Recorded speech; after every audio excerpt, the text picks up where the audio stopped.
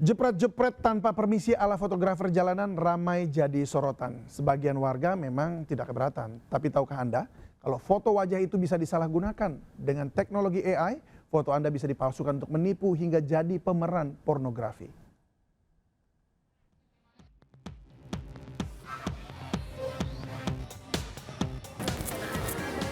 Pemirsa RCTI, banyak orang yang berolahraga di Car Free Day Jakarta. Tapi di antara mereka tidak hanya untuk sekedar berolahraga untuk menjaga kesehatan tubuh saja, tapi juga ada yang sekedar untuk foto-foto, mengambil video untuk konten di media sosial. Tapi kalau gak ada yang fotoin gimana?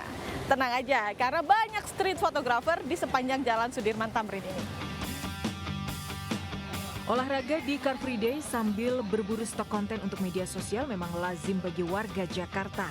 Selain bersuah foto, beberapa orang memilih jasa fotografi lepas yang tersebar di sepanjang Jalan Sudirman Tamrin.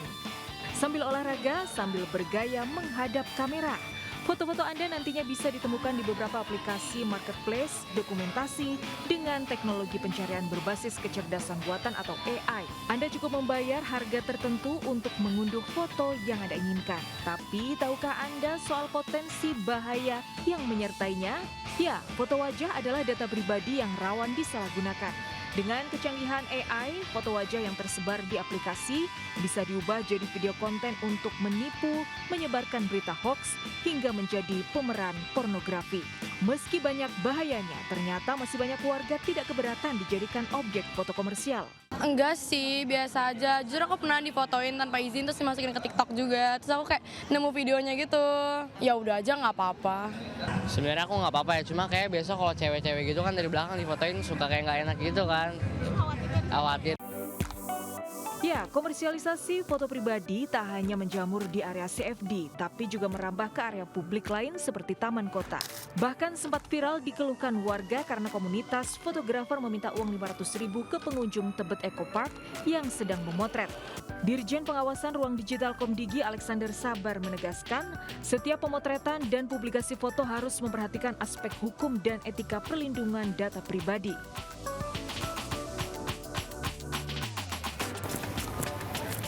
Memotret orang di ruang publik tentu harus ada batasannya. Jangan asal jepret, apalagi tanpa permisi. Dan Anda sebagai objek jangan permisif alias iya-iya aja. Jangan hanya mau untuk eksis di sosial media, tapi justru membahayakan data diri Anda. Dari Jakarta, Wenda Nura bersama Ahmad Putra, iNews melaporkan. Hanya berselang sepekan, LRT Jabodebek kembali mengalami gangguan operasional di lintas Cawang Taman Mini. Kejadian ini membuat penumpang panik.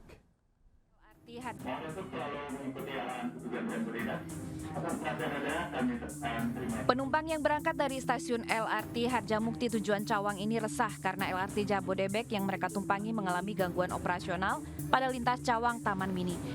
Informasi yang mereka terima, LRT TS 31 Cibubur Line yang berada di peron 3 tujuan Duku atas Harjamukti mengalami gangguan akibat sistem pengereman rusak.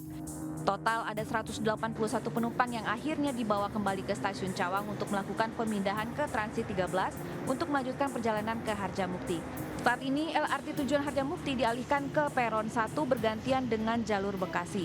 Sementara PT KAI dan Inka sedang melakukan pemeriksaan dan perbaikan atas kendala ini. KAI menyampaikan permohonan maaf atas kendala pada perjalanan LRT Jabodebek pada hari Minggu tanggal 2 November 2025 pukul 10.22 waktu Indonesia Barat dengan nomor perjalanan 42 relasi Duku Atas Beni menuju Harjamukti. Sebelumnya gangguan perjalanan LRT Jabodebek juga terjadi pada Sabtu 25 Oktober 2025 lalu di kawasan Cawang, Jakarta Timur. Viral di media sosial, seluruh penumpang dievakuasi dengan berjalan kaki di atas lintasan jalan setinggi 12 meter. Pengelola LRT Jabodebek mengatakan ada permasalahan pada kelistrikan hingga menyebabkan seluruh lintasan pelayanan tidak dapat dioperasikan sementara waktu. Dari Jakarta, Rio Manik, iNews melaporkan. Pesawat angkut militer Airbus A400M yang dipesan Presiden Prabowo tiba di Indonesia pagi tadi. Pesawat berbodi super besar itu mampu mengangkut 37 ton logistik, bahkan helikopter. Presiden Prabowo tiba di Bandara Halim Perdana Kusuma menyaksikan langsung pesawat Airbus A400M pertama yang dipesan Indonesia 4 tahun lalu.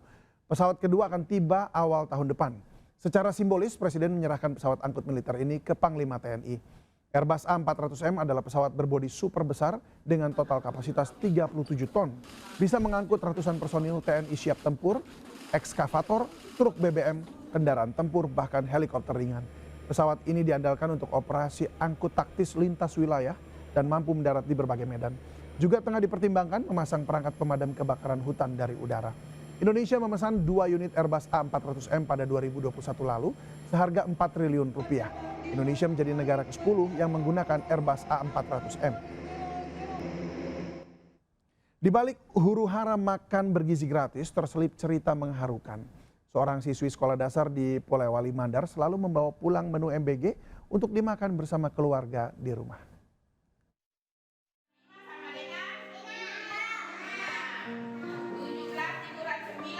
Sekilas tidak ada yang berbeda dari anak-anak ini.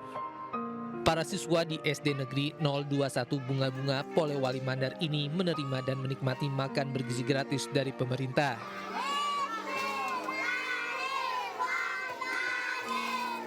Namun ada seorang siswi bernama Nur Azizah yang menyita perhatian. Setiap hari, Nur Azizah membawa pulang makanan MBG miliknya untuk ibu dan adiknya di rumah. Makanannya dihabisin? Tidak. Tidak. Memang mau dibawa pulang ya? Iya. Dibawa pulang kenapa? Kemakannya di rumahku. Oh gitu. Sama siapa? Adekku. Ya. Memang di rumah tidak ada makanan ya? Tidak ada. Tidak ada. Tadi mamamu tidak masak? Tidak. Ada beras di rumah tidak?